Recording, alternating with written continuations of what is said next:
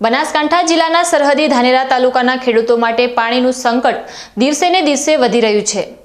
ભૂગર્ભ જળ સ્તર નીચું જતા બોરવેલ દ્વારા સિંચાઈ માટે પાણી મેળવવું મોંઘું અને મુશ્કેલ બની ગયું છે। શહેરી વિસ્તારમાં સર્જાયેલી સ્થિતિ વિશે વાત કરીએ તો ધાનેરા શહેરની નજીકના ગામોમાં હજુ પણ બોરવેલ દ્વારા પાણી મળી રહ્યું છે, પરંતુ ભૂગર્ભ જળ સ્તર સતત નીચું જઈ રહ્યું છે, જેને કારણે ખેડૂતોને દર વર્ષે બોરવેલમાં કોલમ ઉતારવી પડી રહી છે। હવે પાણી માટે પાતાળમાં 1000 ફૂટ સુધી જવું પડે છે અને તેમ છતાં મળતું પાણી પીવા કે ખેતી માટે ઉપયોગી હોતું નથી, જેને કારણે પાકની ઉપજ મળતી નથી। ધાનેરા તાલુકાના ખેડૂતોનો આક્ષેપ છે કે ગુજરાતની ભાજપા સરકાર અને રાજકીય આગેવાનોએ તેમની સાથે કિન્નાખોરી રાખી છે, જેને કારણે ધાનેરા પ્રગતિને બદલે પછાત થઈ રહ્યું છે। જે ખેડૂતો પોતાની મહેનતથી જમીનમાંથી પાક લઈ સુખી જીવન જીવતા હતા, તેઓ હવે સિંચાઈ માટે વલખા મારી રહ્યા છે અને આર્થિક રીતે પાયમાલ થઈ રહ્યા છે।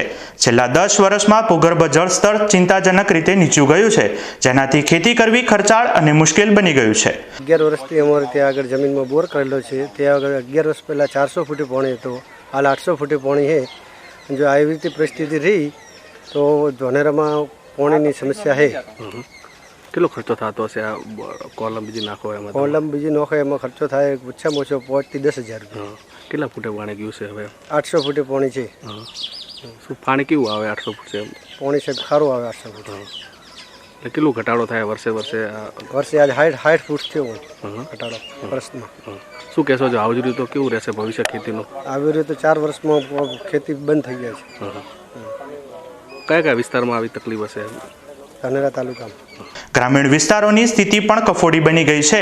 ધાનેરા શહેરની આસપાસના થાવર, ધાખા, સરાલ અને માલોત્રા જેવા ગામોમાં હજુ સુધી બોરવેલથી પાણી મળી રહ્યું છે, જ્યારે સરહદી એડાલ, સિયા, મોટી ડુંગડોળ, એટા, વાસણ ખિંમત જેવા સહિતના અનેક ગામોમાં તો બોરવેલમાં પણ પાણી મળતું નથી। સમગ્ર ધાનેરા તાલુકાની હાલત પાણીના સંકટથી કફોડી બની રહી છે।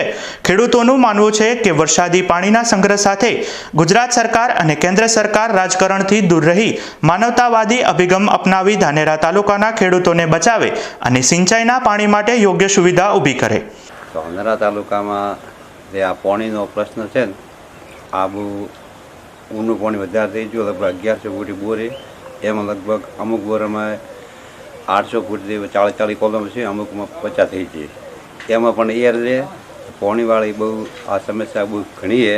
તે ગમે તે કરીને જે સરકારે તે મને જળ અભિયાનનું જે કામ પેલું કર્યું હોય એ કામ માટે ખરેખર ખેડૂતે પણ વાતને વળગી રહેવું જોઈએ અને કોઈ ખેત તલાવડી એવો બધો એમ પાણીને સંગ્રહ કરે તો જ ને, બાકી બીજો કોઈ એનો કોઈ રસ્તો નથી। દરેકને ભેગા મળીને આ કામ કરવું જોઈએ। પછી જે ગામમાં જે તળાવ ને તળાવ ભરવા જોઈએ, બરાબર।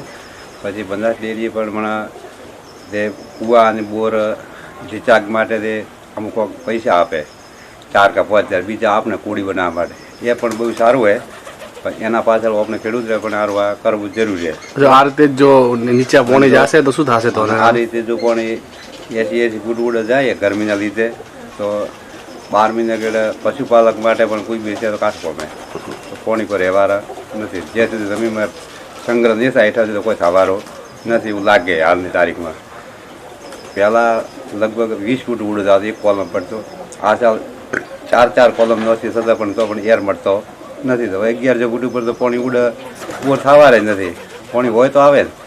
એટલે કોઈ પણ ભોગે દરેકને ભેગા થઈ અને આ કામગીરી કરવી જોઈએ। એક સમયે ધાનેરા તાલુકામાં કૂવા દ્વારા સિંચાઈ માટે પાણી મળતું હતું, પરંતુ પૂર્વ આયોજનના અભાવે આજે બોરવેલ દ્વારા પણ પાણી સિંચાઈ અને પીવા માટે પાણી મેળવવું મુશ્કેલ બન્યું છે, જેની અસર ખેતીની સાથે પશુપાલન પર પડી રહી છે।